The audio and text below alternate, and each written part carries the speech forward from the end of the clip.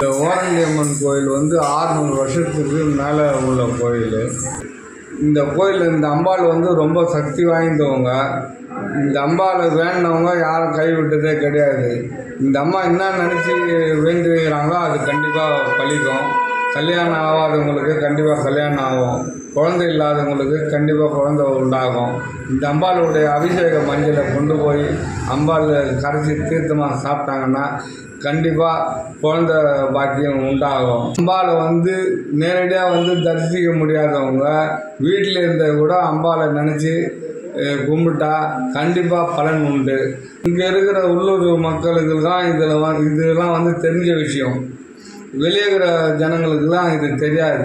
இந்த கோயிலை பொறுத்த வரைக்கும் எந்த பரிகாரமோ எந்த இதுவும் கிடையாது. நைட்டு தங்கணும், இது பண்ணணும், எந்த பூஜை புனஸ்காரம்லாம் தேவையில்லை. அம்பாளை மனசார வேண்டின்னு போனால் கண்டிப்பாக எல்லாமே நடக்கும், நல்லதே நடக்கும்.